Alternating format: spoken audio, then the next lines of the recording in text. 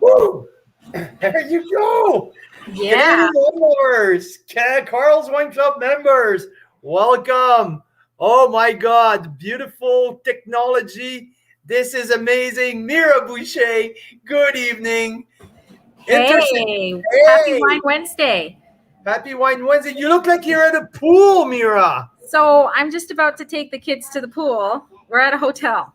So I'll be here and I will be watching. Whoever leaves a comment, I'll enter you into our draw for the end, okay? What do we have for a draw, Mira? It's the wine jellies made at Dessert Hills. Desert Hills wine jelly. Woohoo, Gabby. Make sure to show the people me swimming and going down the water slide, okay? Okay, we'll do just that. So, Canadian wine lovers, Carl's Wine Club members, we are here back to Calgary for a couple of days. So, Mira, you can you? There you go. Mira's on mute now. I'm in my hotel room. Mira's at the pool with the kids.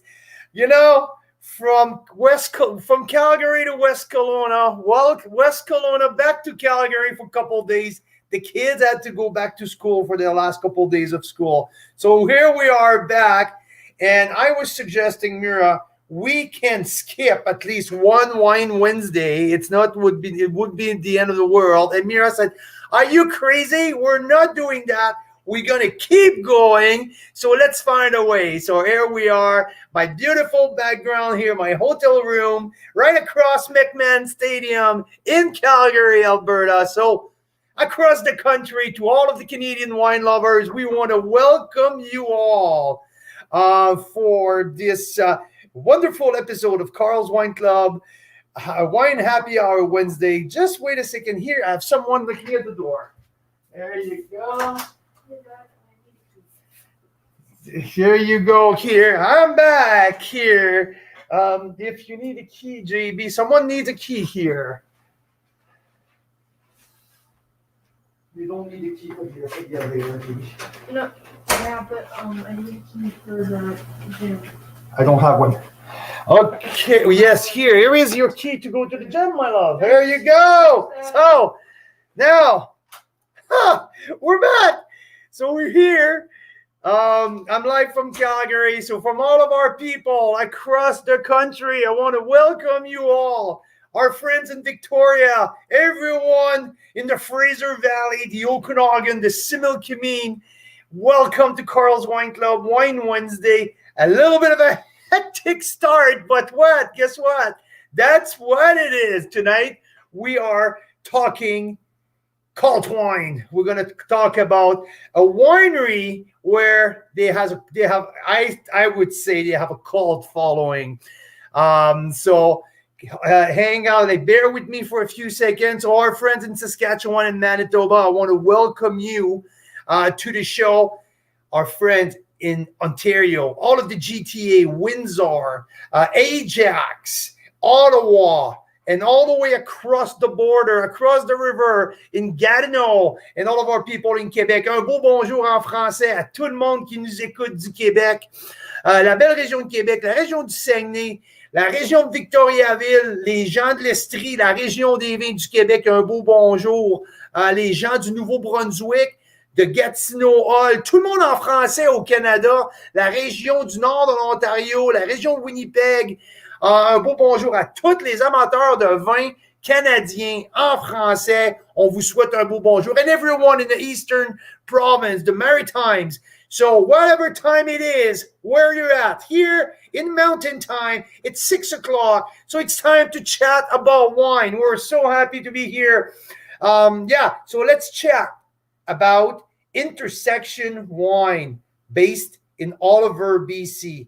We'll have to chat about the Golden Miles, one of this famous beautiful sub GA, one of a region where they produce beautiful, rich, concentrated wine. One of the winery who focus their energy on Merlots, cut-edge viticulture, the way that they're doing the way that they figured out the different little blocks in their vineyard, so to do two completely different Merlots from two different blocks in one vineyard. Here I have the Alluvia and the Silica, two of these like most sought after Merlot. I had that conversation with Mira yesterday, actually, when we were driving to all the way from Kelowna to Calgary. We had that conversation about Merlots, and she was like, because I mentioned cult wine, and is it something that we have here in Canada? Do we have any cult wine? When we go back to the States, we know like some of the Screaming Eagles of the world, or Carter, or let's say, there's a few other great example of wine where the Grace family vineyard, there's many of them in the state. And if you switch to France, we have these classic Bordeaux's where they have a cult following. Also, Burgundy is the same thing. Some from the Rhone Valley, this is the Châteauneuf-du-Pape or the Côte-Rôtie. Only the name, when you mention their name, you know that they don't need to put their wine on the market, basically, because people are waiting for every year the new release, and the wines are in and out. So to me, that's the meaning of a cult wine, the cult following. And Mira was asking me about, do you think there's any, because I mentioned that on a post this week, and it was a little, not really controversial, but people will say, what are you talking about? Like, come on. Yes, I understand. We're a fairly young wine region. We're a fairly young wine producing country. But I believe that there's a few wine producer in both big region, Ontario or BC, that I would say they have a cult following. They have every year, they have like people lining up for their new release. And you know that sometimes they don't necessarily need these Carl's Wine Club of the world or some of these promotion to get their wine out there to sell out their wine. So I think that's what we're seeing here with Intersection. Intersection quickly gather and build one of this style of following that I think it's considered as a cult following in our country. If I post one thing about Intersection wine in our social media, I know that right away I'm gonna see loads of reply, loads of comments. People have their opinion. Like across the country, people will know when I talk about Intersection that we talk about masterful wine. We know that we are talking about wine where they master, like every vintage, they have something special coming out. So, and like when we're digging a little bit into more of their Appassimento, their Ripasso, the Axiom, now we're talking about something that small production that they know at the winery. People, like, they don't have to promote these wines. It's just part of that cult lineup. And something that I'm really impressed with the whole lineup, well, the Merlot program. Where else in Canada would they produce such an outstanding Merlot program? I had a few other examples, and one who come to my mind right away, it's Painted Rock. After tasting more than 500 wines last year, after like being into a really good start this year as well, and tasting a lot of wine across the country, I think that Painted Rock is all the way up there in terms of Merlot production, in terms of quality, in terms of intensity, in terms of speaking for the terroir. The Golden Mile, to me, is one of the best terroir that you can find to grow Merlot, because of the heat unit, because of the bowl where they are right back to the mountain. So these are something that you can expect every year. you can expect some big and rich Merlot from the Golden Miles. And that's where intersections are. And also, if you flip around, and when we're talking about Painted Rock not on the Golden Mile. Painted Rock are located on Skaha, Skaha Bench. So another very unique, small little terroir, and where Painted Rock have absolutely mastered the way that they're making their Merlot. So put in a comment here. Let me know what is the top Merlot that you have tasted this year, or in the past. What is your favorite Merlot? Who do you think has one of the top Merlot program in the country? Okay, I'm interested to hear about your opinion here. So yeah, I'm seeing here some comment by friend Clay Martin from the BC Wine Review, who spent some time at Black Market this week. I was there. Well, this side here. So I'm ripping Rob's prop here for the show today. I told Mira, I was like just about to do my hair and get ready. I was like, you know what? I just feel cool today. I just want to rep my buddy Rob's, like my kids will say, some Rob's merch. Yes, Black Market this way, Black Market Rock. Proud to wear their merch. Let's put it that way. I want to say also hi to our people on Instagram. We're just about to hit 1,000 followers. So thank you, Instagram. Let's keep building up. We're also live on YouTube, on our YouTube channel. So to all of our platform today, we're talking Merlots, we're talking about the Golden Miles, and we're talking specifically Intersection Wines, who's our weekly feature this week. Great start to the week with Intersection. We had some great, like the wines are flying off right now. I know that the member were extremely excited about Intersection this week. So we've been talking about Intersection for a while now. We've been asked about Intersection for a while now. Sorry, just try to get my Instagram here back where it belongs. Okay, there you go. So yeah, the membership have been asking and talking about Intersection for a while now. So finally, it's here. It's this week. We have on the lineup offer for the 6-pack includes a bottle of the 2019 Viognier Marsanne that I rated 90 points when I tasted it 2 weeks ago. A bottle of the outstanding, crazy good value 2017 Riesling. I'm getting more and more into Riesling right now. I think that both regions, Ontario, BC, and depending where they're from in BC, Rieslings are showing so freaking well. I'm seeing so many different expression of BC or Canadian Rieslings right now. I'm getting more and more into it. And I think Mira is following in my footstep as well, because I think she's enjoying it more and more. And it's great because Mira's at the level where she's starting to understand what's going on in all of these wines. And Rieslings are such a obvious, like when you taste a Riesling, like blind, you know that you're having a Riesling. So it's easier for people like Mira, like when we start to taste Riesling, like she really connect with it. So it's pretty good.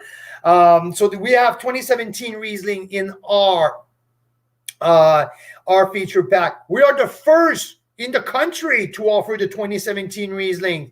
They're getting low on the 2016 at the winery. My good buddy Clay Martin at BC Wine Reviews tasted the 16 a couple weeks ago. I was at his house when we tasted the 16 together, and it was extremely impressive. The 16 was rich. The 16 was dense. The 16 had a beautiful acidity.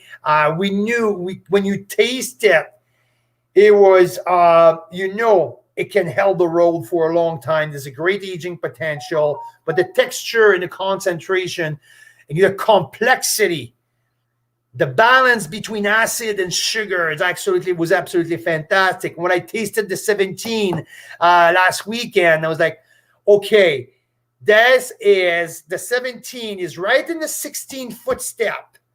But with the challenging, with the very up and down 17 growing season, I have in the 17 a little bit more freshness, more brightness, a little bit of, I would say, a little bit bigger in ginger, a middle spice, but the brighter and not as heavy as the 16. So a little brighter, fresher expression. But stylistically, for people who like intersection Rieslings, well, you won't be like completely in the right feel like if you're talking to about a different wineries, you are just absolutely in the same style, but fresher, brighter, and not as dense than the 16. So really, really good, really cool. I'm just looking for a bottle of water here, right here. There you go.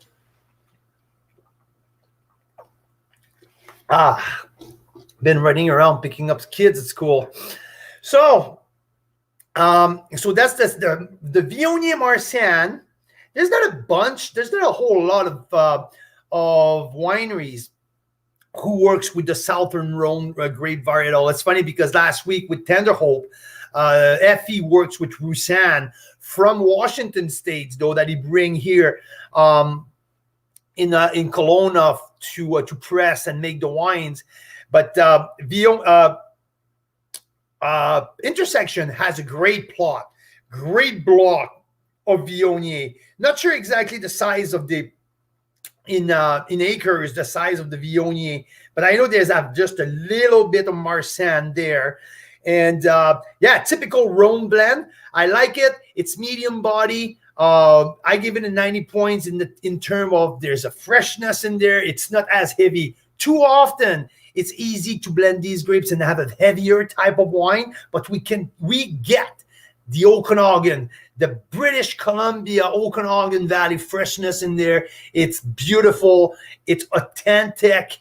There's that typicity. So this is well done. So Intersection is one of these wineries who work with the Southern Rhone grape varietal as Viognier and Marsanne in their vineyard. So I really like that. If you like that, these little bit fattier, rounder, juicier type. It's a lot of like honeydew, cantaloupe, but there's jasmine flowers, and also white pepper and ginger in these as well. So really typical profile Southern Rhone, but with the Okanagan Valley bright acidity. So this is well done. So these 2 whites, and we move with 4 reds in the pack. And if you guys feel like I'm rushing today, right away talking into the pack, there's a reason for that, because at 5:30 I'm gonna have a guest joining me, Mark Simpson, my good friend, who we did a special interview a couple weeks ago. It's coming back tonight at 5:30, because next week, don't tell anyone, okay? It's a secret here. We're featuring Siren's Call, Mark Simpson's brand. Great wine brand. So, and Mark is joining me. So we're going to talk about the pack together. Mark is super excited about what we do here at Carl's Wine Club. And he wants to be out there talking about the wines. Like, oh, here you go. If you want to be in, just jump in. Give me a call. We're going to jump you in, and we're going to chat about the pack that we're going to offer next week. And for the first time, just to end, we're going to do 2 different packs, the white option and the red option, plus couple bonus mini verticals. So we're offering a lot from Mark and the Siren's Call next week. So 5:30 is in. So that's why here you're having me. Here you go. Hey, Mark. So yeah. So Intersection, 4 reds in the pack, because let's be honest here, the Riesling is fantastic. Okay, $22. I gave it 92 points. One of the great value wine you can find. This $22 Riesling, I'm telling you, just is so above his class weight. Like, you can charge easy $35 for that Riesling from Intersection. So, and at $22 outstanding value, 92 points, Carl's Wine Club. Intersection, though, is well known for his red. Golden Mile, the Golden Mile, the sub-GA Golden Mile, is well known for rich red. That's what they do best. That's what they have down there with the degree days they have. They are so well suited to produce big, fat, juicy red, and that's what Intersection do. And also, not only did they make big red, but they can play with what they have because of the diversity of the soil in the on the Golden Miles. That gives the opportunity to producers, small producer who wants to play with that. There's different ways to see like your production. You can be a bigger producer producing just like a couple type of grape with more production, so you can supply more. There's also a different way when you do small batch wine and you look underneath the ground what you have, and you can do different block expression of your vineyard. And that's exactly what Intersection is doing with their Merlot program. So they're doing their milepost Merlot is one of the best value Merlot in the whole, like in the whole South Okanagan. Usually for that class of Merlot, you would pay $35 to have that quality of Merlot. But guess what? Milepost, if Mira here is listening, I think that she is listening, she can get me the Merlot, I have my mouse here. I can do that here. Mira, I got you covered. Or not? What's happening with that mouse? There you go. Milepost. Hey, you got it there. There you go. Hi, I'm at the pool. You're at the pool. Okay. There you go. So milepost, I would say probably, now here you go, $24. A 90-point Carl's Wine Club, because the value is absolutely outstanding. So they have that Merlot, but they also have the Silica and the Alluvia, two different Merlots from the same vineyard, two different blocks, who have a completely different expression. The one that I have tonight in my glass is the Alluvia. And I've never been into all of these geological details on the soil composition and this and that. So I'm not going to go there still tonight. But what I can tell you, it's the Silica. It's a little bit more New World, a little bit more juicy, fruit forward, even if they're all fruit forward, okay? These Merlots are rich, fruit forward. And the milepost, from what let me give me 1 second here. I'm just going to do a little something here. I'm just going to give you a little bit of my tasting notes on the milepost, because I thought that was pretty interesting. First and foremost, value is absolutely out of the chart. And so I read this weekend, it said 2019 Mother Nature was bright, elegant, and extremely graceful. Medium burgundy color. So I have a little mix here of their note on their website. But also I said that the bright cherry, already there's some cloves and some cinnamon, a good mixed berry jam. The palate is dry, the acidity is smooth, the tannin around. You know what? Like there's a lot of baking spice on that bottle. Okay, so when you look for a $24 bottle of wines, it's really hard to beat the quality of this wine. So split this in two different single vineyard Merlots, okay, single block in between Alluvia and Silica.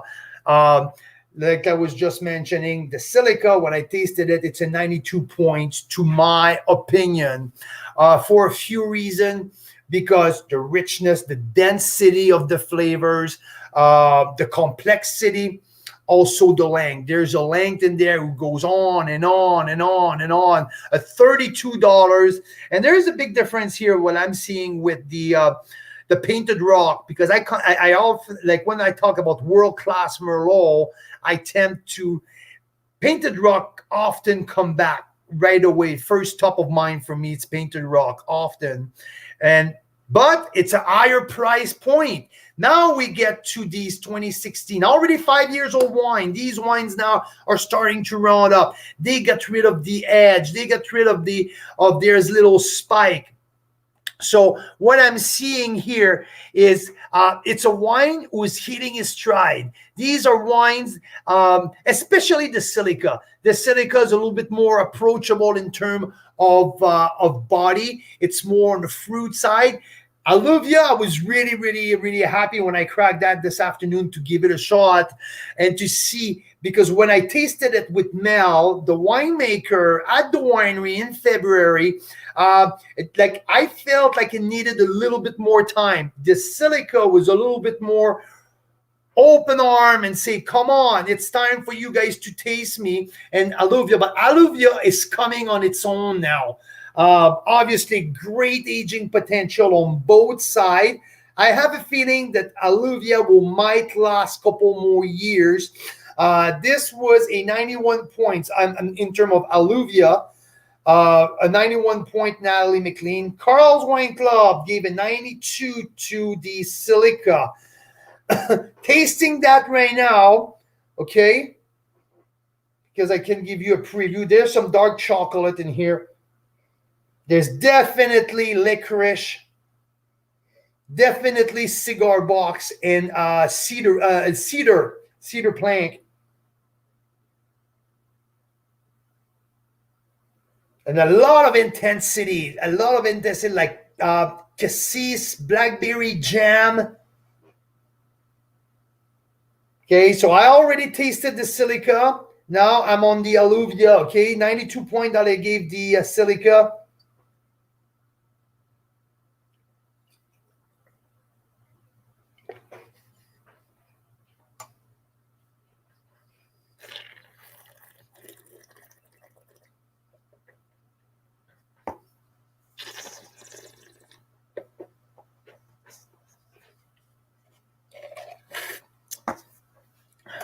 Again, boom. It bursts. Like the flavors are so pure, or so they just pop right away. The front palate is really explosive. It doesn't take it doesn't need to have it in your mouth to feel the transition. No, it just bursts right away. But the thing is, there's some graphite in there. There's just like on the nose, these little more earthy flavor, and these little, the cedar, the tobacco reside as well. They live in the mid palate, and the dark cocoa as well. And I have the dark cocoa in the Merlot that I also get in the Cap Franc that I actually very, very, very love. The Cap Franc was one of my favorite of the whole lineup. So I think the Silica had a really explosive start as well. But what I'm seeing here, it's a little bit more graphite and cedar and tobacco on the Alluvia that the Silica don't necessarily have as much. So a little bit more of old world, if I can compare that way. So you know what? It's a 92 here. I think I give them the same score with a different profile. Don't forget, it comes from the same vineyard, but two different blocks with different, the Alluvia at 15.2. Daryl, I'm with you here. These are warm. It's Golden Mile in a nutshell. You got, and the Silica at 15.1, you know, they're both big, warm wine. But okay, so I got Mark here just joining me. Mark, I'm with you in a second, and I just want to let you know that in that pack we have these three Merlots. So the Milepost, who is the $24 entry level Merlot, the Silica, the Alluvia are the $32 single block a different expression, both rich and concentrated. The Cap Franc and the Axiom. The Axiom 2015, who was my number 6 wine of the year last year on my rating, 94 points. The Axiom was one of the most outstanding wine that I tasted last year. So that was my first initiation of Intersection when I tasted the Axiom, and I was sold. So, and on top of that, as a bonus bottle, on top of that, we also offer the Ripasso 2015. It's not available anywhere. But if you're a wine club member or you have special connection at the winery, 70-something cases produced. And we just got 12 bottles of the Appassimento available, as Mira called it on the forum, the secret offer.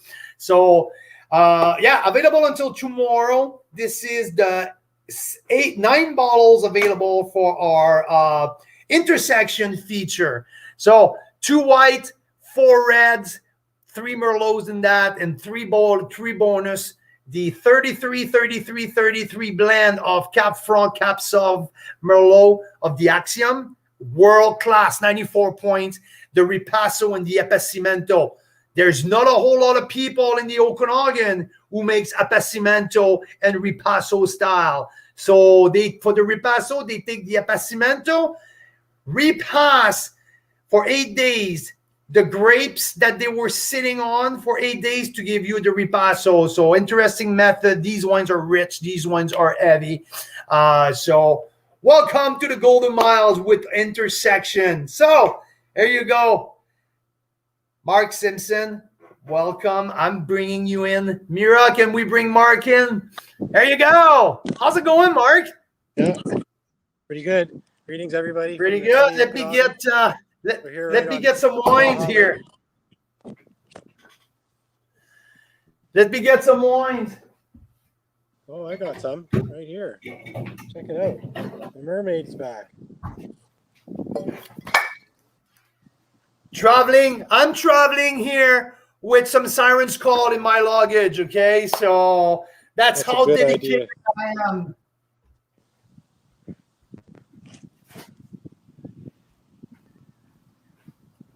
There you go. Where are you, Mark? I'm at the beach, man. You're at the beach, eh? South end of Skaha Lake in Okanagan Falls. Had a busy day at the winery. Was in the vineyard for a while, checking out the fruit set on the Cab Sauv, and doing excise and talking and tasting and getting ready for, all kinds of things, good things coming up. It's a pivotal time in the year because the vineyard's alive. There's things going on. We're thinking about harvest, which isn't that far away. And of course, we're selling wine and talking about wine, which is what we're here to do today. So I'm super stoked to be here. So thanks for having me. Hopefully it's not too windy in my microphone. But I thought, the people that are stuck in the office somewhere, would enjoy a virtual trip to the beach. So here's one more little quickie for you. But I'm going swimming after, because that's one of my things is after a day in the winery, got to go swim in these beautiful lakes we have in the Okanagan. So yeah, wow, that's what I'm up to. Well, that's pretty cool. So you sent me some pretty cool. You sent me some pretty cool picture earlier this afternoon, and I have Mira put that up on our screen. It's pretty amazing what's going on in the vineyard right now. Where you at? For people who don't know, Mark operates Siren's Call out of the BC Wine Studio located in Okanagan Falls. And for people from Ontario, Quebec, and anywhere else in the country who are not used to the Okanagan Falls, like 30 minutes before you hit the south of the Okanagan. Very special, unique terroir. And the Hog Vineyard, where you guys are located, where the BC Wine Studio is located, it's a very unique place. So I don't know if Mira had, I think I have it here. Boom. There you go. There it is. Yep. There it is. So it's just starting, right, Mark? Well, it's exploding. It's more than just starting. I mean, the fruit set's coming, and the flowering gives us a hint of what what's to come. And we've had a pretty dry, disease-free spring, but we just had a bit of rain the last few days, so the vineyard's just going to go nuts because when it's dry and there's sunshine, it's about 24, 22 degrees. It's perfect out right now. We're going to, rock and roll for the next few weeks. It's the middle of it's the second period, and, we're all skating fast to have a good crop this year. So kind of warms my heart to go and see that in the vineyard. And what we're also doing is we're already at this point selecting out the not so good fruit set. Any small fruit bodies gone. We're just going to leave the big guns, the big fat juicy ones ready to flower and go through to the next cycle, which will be the actual berry development. So the next stage you'll see the small green berries, and then into summer, and then next thing you know it'll be veraison, and next thing you know we'll be squeezing those grapes again. So yeah, it's kind of cool. Yeah, it is really cool to see. So, Mark, what I have here, what I wanted to do with you today was mostly talk about what's coming up next week, because we've been talking to each other for a while now. We're ready to go. We're excited about what's going on. More that I taste Siren's call, more impressed that I am with everything you do. So I cannot wait to get these wines on the market next week across the country. So this week, it was Monday night. Mira stopped by the sea in Kelowna, a little fish shop, and she got a big piece of halibut. So we threw that on the grill with some fresh veg and everything, and I cracked up your Semillon Sauvignon 2018 vintage, and also the rosé. So I wanted to do these tasting notes now. And so, yeah, let's talk about, because what we're going to do together next week, it's a white pack and a red pack. So we're going to offer a lot of different wines to our people. So let's chat about what's on next week. The Semillon Sauvignon, I think we're in a range of 75% Sauvignon Blanc, 25 Semillon, if I'm correct. In that range of proportion, bright, beautiful acidity. When people talk about you need champagne for oyster, well, I tell you, no, you don't necessarily need champagne with oyster. A good glass of that type of wine with oyster will be absolutely fantastic, because the acidity is just outstanding. What's the key behind the 18 Sauvignon? Well, it's just the right blend. And the two varieties in it complement each other in interesting ways. The Sauvignon Blanc is kind of bright fruit, as you've mentioned, the bright acidity. It's fermented in steel. We use a very special yeast that expresses the thiols, and the thiols are the class of molecules that come out of the skins. So skin contact, that's really during whole cluster press, that's giving some really interesting notes to the wine. In New Zealand, they call it, pardon my expression, cat pee. But in the New World, like in North America, we're growing Sauvignon Blanc. We're not getting necessarily those tart gooseberry notes. We're getting, riper fruit, more towards pineapple, and more towards some guava and melon, and then that, Okanagan acidity. And with the Semillon, there's an herbal note to it, and also a bit of barrel influence, because we barrel aged in neutral and semi-neutral French oak, the Semillon portion. So there's no oak per se in the final blend, but there's some structure underneath the Semillon that gives it some backbone and some herbal notes. In fact, all the white wines in the 4-pack are blends. And, I kind of did that on purpose, because one of the things about, winemaking is that terroir is important. Where's the soil? Where's the dirt? What's the weather? But I think, pardon me if this is a brash statement, but the winemaker is part of the terroir. We're there too. It's what we're doing with the fruit that's giving it part of the character, how we're expressing the character, what's happening in the winery, how we preserve the flavors, how we handle the fruit, all that kind of stuff makes it important. And then when you combine different terroirs, like these two grapes in the semi-sauv from different vineyards, then you have two complexities. You have a little bit deeper opportunity for something unique, signature footprint. And I see you're tasting the rosé. That's the same thing too. The rosé is kind of I'll call it my experimental brand, because every year I do something slightly different. That's well, hello, Mike LaPlante. He bought some of my wine. He's a big fan. Thank you. The rosé, I play around a little bit, but it's always based on skin contact. So I've done a couple of batches now where I've gotten organic Viognier destemmed berries from a really nice vineyard in Naramata, farmed by a good friend of mine, Penelope Roche. And we destem that, we crack the berries and put them in a bin and let them go wild with a little bit of red skins. And what skins we put in depends on the time of year and what we're picking.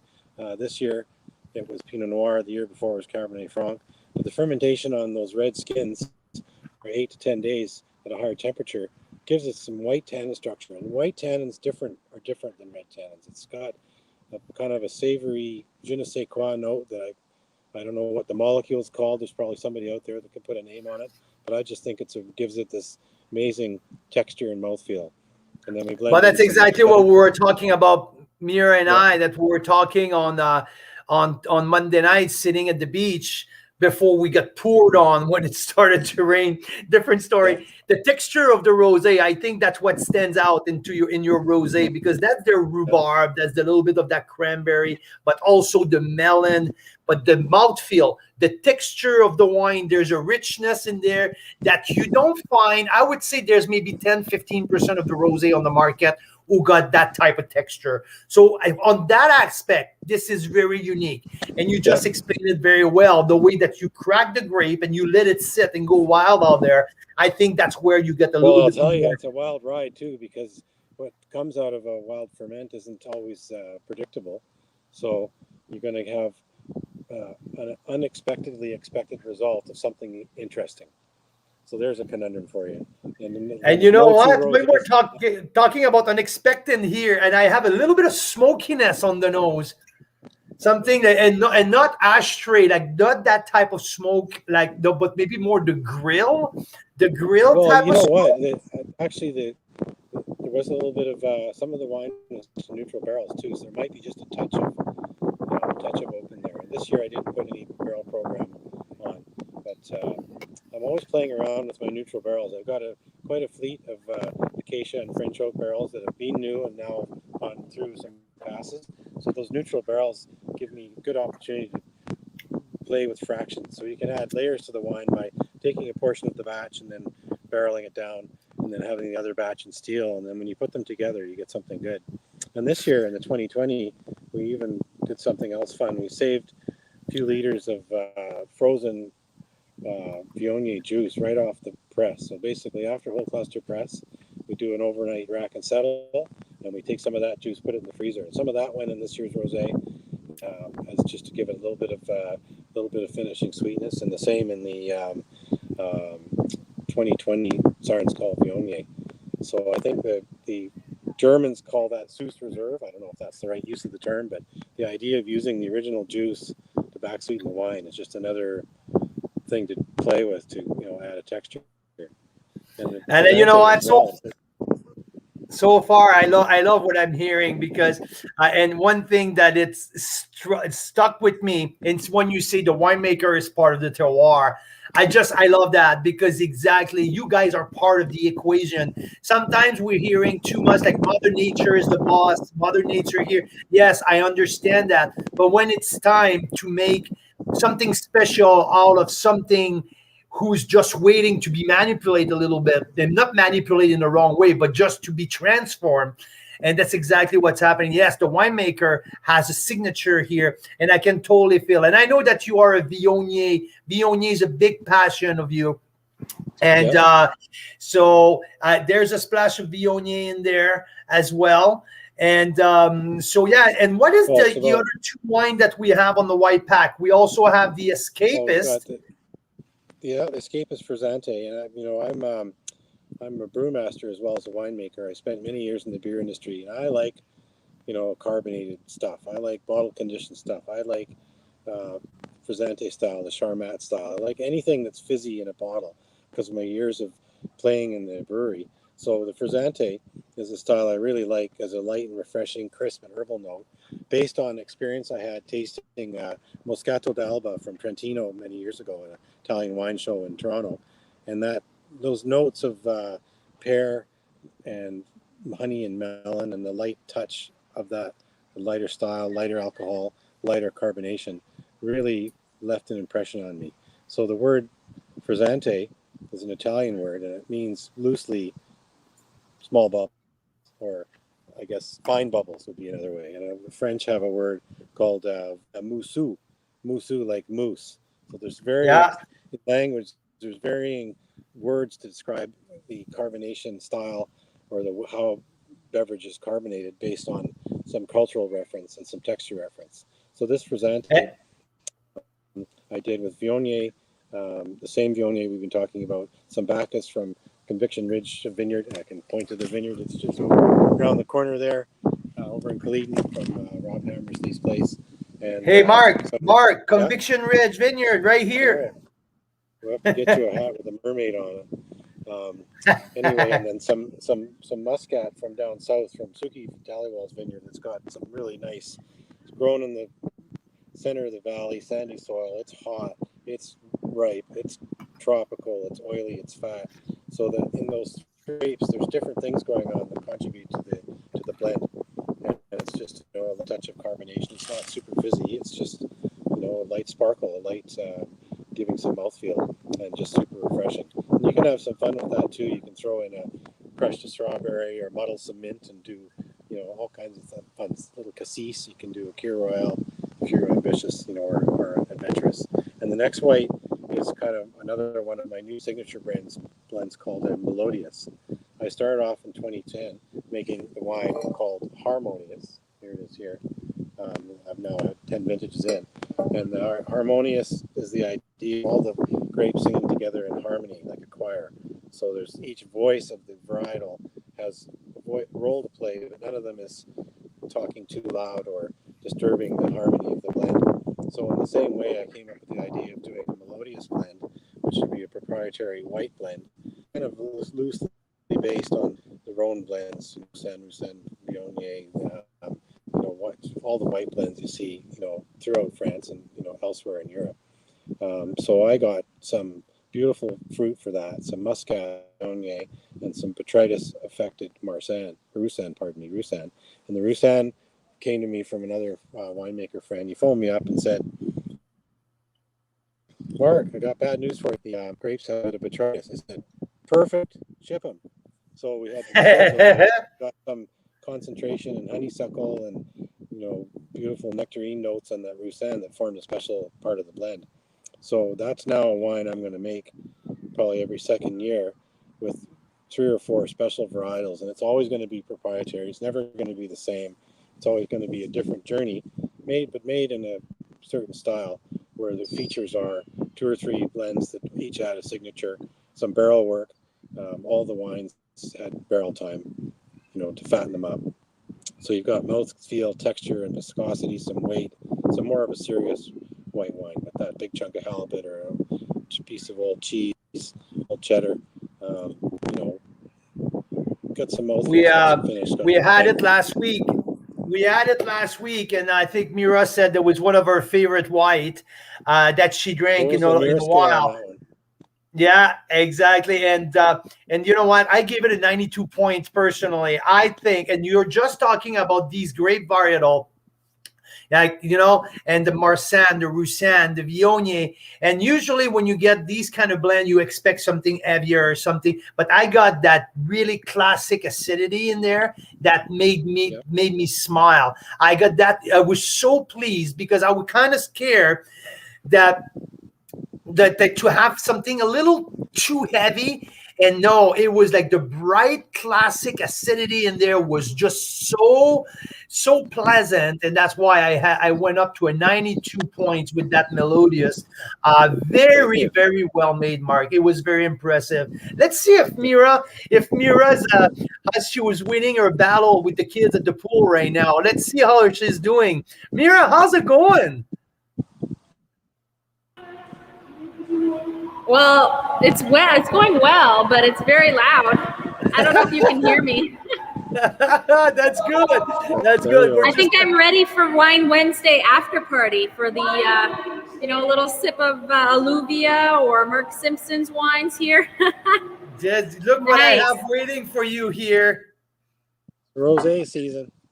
Time for some Well, rosé. hang in there. We have for another 10 minutes to talk about the red, Mira, and I will go. I will be the reliever. Yeah, and I have everybody's names ready for the draw. So if you haven't left a comment and you want to be entered for this draw, leave a comment now, and we'll pick a winner pretty soon here. Thanks, Mira.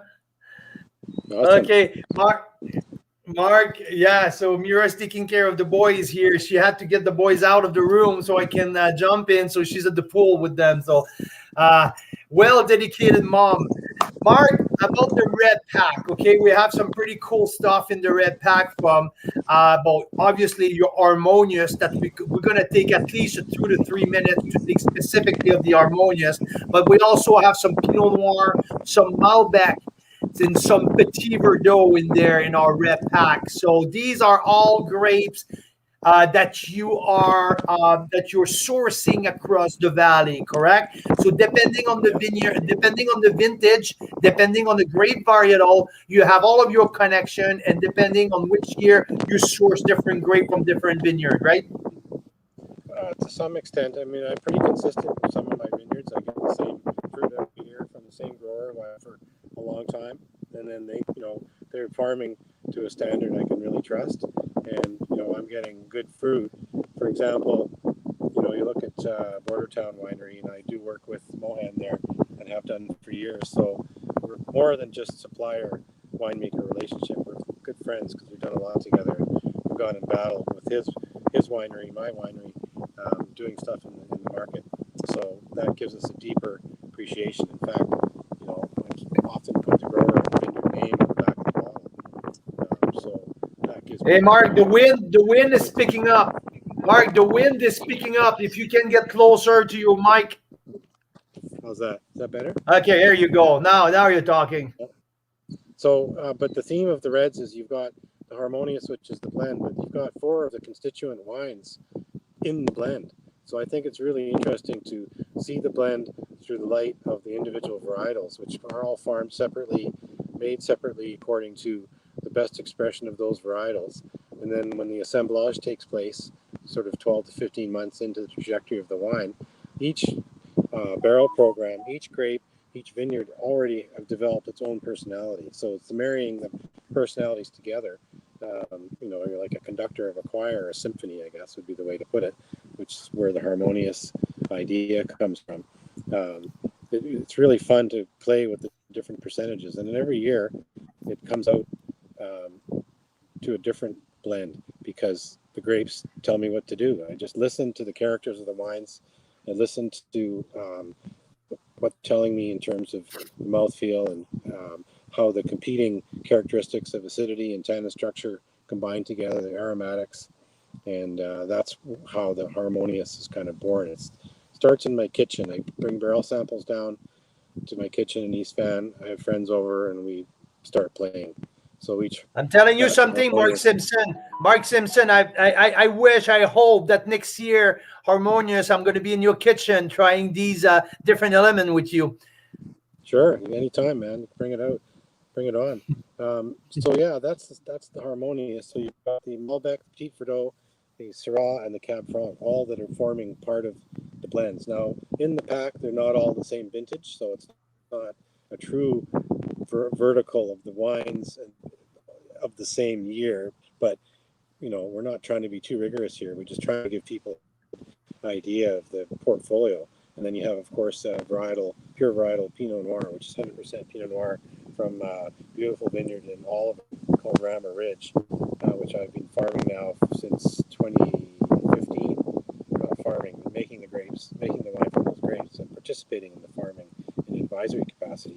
And that wine itself is different every year, but what a great trajectory. I'm super pleased how it's come out. It's showing it's just in a great place. So another feature of this pack is that all these wines are nearly sold out, or will be sold out as of the pack. So we've picking stuff that's being well aged. It's had its sleep in the warehouse. It's had its 2 years in the trade. And now these wines are showing just beautiful. And the last few cases are available for you guys. I think after this, the Petit Verdot 16 will be sold out. and so on and so on. So that's a good thing that you've got these rare wines and you can sell her because they're not going to be around much longer. Of course, I have newer vintages of those wines, and for me, a new vintage is a wine that's only 2 years old in the bottle. So I aged in the bottle a long time before I release. So it means I'm basically sort of 3 years ahead in my production. Like for example, in Syrah, I've got 2016 selling. I've got 17 and 18 in the warehouse already bottled. So they're sleeping, becoming beautiful. And one of the bonus packs we have is a 2014, 2015, 2016 Syrah vertical. I have 12 of them, 3 cases. And that was a warehouse mistake. They found a case of 2014 and 2015 in one of my warehouse. I said, holy smokes, let's something with that. So that's kind of where that little vertical came from. And there's a 2017 Petit Verdot Magnum. I've got, I think, 12 of them, and that's available as a bonus as well. And that one, I only made 24. So you can't go to the store and buy that. You have to kind of know me and get it through Wine Club or through word of mouth or friends and family. So a lot of my wines only go through that channel. I'm not making big batches. I'm not all over the place. I'm focused on selling to people in our small happy network. And you know what? And that's why we're so happy. That's why we're so happy to have you on board, because it's a little bit of the mission of the goal of Carl's Wine Club is to take people like Mark Simpson and bring your product all the way across the country. And I am so thrilled because the reds are rich, the red are authentic, the red are pure, and the white are so refreshing. We have a really wide range of wine coming up next week. And I'm thrilled, man. You know what I would like, because I know that you like these technical questions. You are a student of the game, and you like to explain. How about, Mark, we do a little bit of a Q&A session with some of our members next week? I would like to have you on, and I would say an idea, let's do a Zoom call maybe next week at some point, maybe like Tuesday. And we bring some of our members so we can answer the technical question, because like I said, you're a student of the game. You're a guy who like to explain these details. So for all of the members who would like, I think I'm going to create a Zoom link, have you on, and we can chat like a small little group, like 15, 20 of us, and we can completely swarm you with questions. How about that? Okay, bring it on. I mean, I don't want to get too geeky with everyone unless they want it. But I think it's more about what's the situation that inspired how that batch unfolded. Where were we? What was the situation in my mind? What influences? What wine was I drinking? What was I thinking at the time? That's kind of I think that's one of the most important things, because then when people enjoy these wines at home, they can have some insight into how and why they were created. Now, and then on my side, what I really like, the way I'm seeing, what I'm really intrigued about is the relationship between grapes varietal before you blend them. What are you thinking in your head before blending different grapes together? So that's what I want to be in the winemaker's head for half an hour, and I would like to pick your brain. So I think if you agree, we'll book that for next Tuesday. Are you good with that? Yeah, sure. Let's do it. I love it. I love it. So I'm going to let you go. They can shoot me questions ahead of time too. My email address is marks@telus.net. If someone wants to throw me a question ahead of time, I'm quite happy to do that. They can just send me a Facebook message. So it'll be fun to have some idea what's coming, so I can, go a little deeper.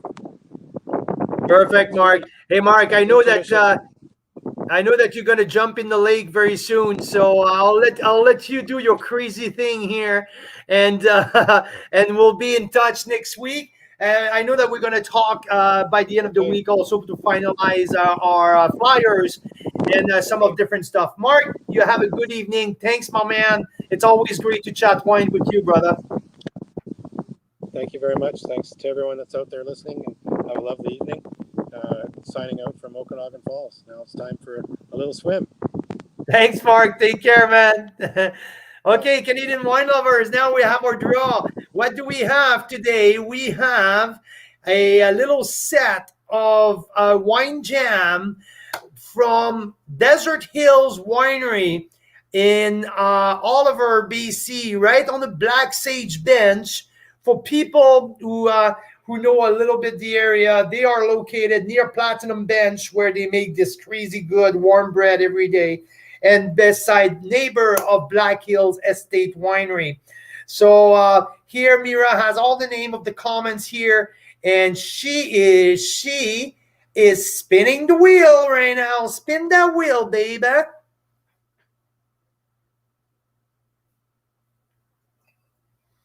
The winner is, my friend Clay Martin, BC Wine Review. Clay, I cannot wait to get that to you, my friend. That's good. That is awesome. So, Clay, you're the happy winner of our weekly prize. Thanks for tuning in. A couple of announcements. I want to invite, Mira is planning Carl's birthday batch. The birthday bash, who's I'm not going to tell you how old I'm turning. I'm turning, I'm not telling you, but on the 25th, next Friday, it's International Rosé Day. So I know there's confusion. Last week was National Rosé Day, and there's also International Rosé Day. And why I wanted to celebrate Rosé Day on the international one, it's because we want, as Carl's Wine Club, we always talk about world-class wine. And I want to make sure that we represent Canada on the world stage. So during National Rosé Day, I know all of our national wineries were featuring their rosé, but on the 25th of June, next Friday, it's going to be on an international level. Many wineries across France and Spain and all over the world are going to post some of their rosé wine. And when I was talking to Mira about that, I said, hey, we say that we are the voice of the Canadian wine. We have world-class wine. It's one of our line. So how about we wait until the international day so we can put Canada rosé on the international stage. So that's why we're going to do a marathon, exactly like I've done with Chardonnay Day, where I will be live for 4.5 hours tasting rosés from all over the country. And I'm going to have some guests popping in, chatting rosés. And so that's on Friday. On Saturday the 26th, we're going to do my birthday bash with all of these rosés open at our house in West Kelowna, and we want to invite our members who are from the area. So everyone who's listening to me who are interested to chat, because I'm going to have a bunch of winemakers who are going to stop by. And if you guys are interested in coming, meet in person, with restriction now, we're allowed to up to 50 people for outdoor gathering. So Carl's Wine Club want to invite you for my 45th birthday. I wasn't supposed to say it, right? There you go. 45th, yes, 45. That's my age. So Mira's throwing a big party. Carl's Wine Club hosting Kelowna and the area, all Carl's Wine Club members, BC resident who wants to swing by. We're going to have winemakers, wine critics swinging by as well, and 25 different rosés open. So bring some wines, come and have fun. We're going to have some from 2 to all the way. So yeah, that's the plan for next weekend. What else, Mira? Do I miss something? All good and perfect timing. Our time slot, our COVID pool time slot has just ended. So we'll see you in a minute. You have a good glass of wine waiting for you. So good job, Mira Boucher. So Intersection feature is closing tomorrow at 10 p.m. Mountain Time. Okay. So there's a few pack left. There's also 5 bottles of the Appassimento available. 2014 Appassimento, 5 bottle left. If you go on the order sheet, you will see the secret offer or the secret bonus offer, Appassimento 2014. So I think 2 or 3 left. Oops. Okay, only 2 or 3. So that's what we have. We had the last minute offer from the winery, so they released 12 bottles for us. So the offer finished tomorrow. Next week we have Siren's Call with Mark Simpson. And yeah, you guys are gonna hear a lot about the Rosé International Rosé Day. We're gonna be live, the big marathon on the 25th. So we're back to our house in Kelowna tomorrow. We'll be down south in Osoyoos for Friday, being part of a focus group for new wineries opening up, a new concept. So you're gonna hear about it at Carl's Wine Club. So we're starting to have our here, and we're starting to be involved in different new projects. People are approaching us to be part of some new stuff coming up. So thank you everyone for tuning in. Always great to be with you on Wednesday, everyone. Instagram, Carl's Wine Club member, Facebook, YouTube, all of our people across the country, from Victoria all the way to PEI, everywhere. You guys are the absolute best. So wish you good rest of your night. Mira, you're the best. Can't wait to see you soon. And have a good rest of your evening.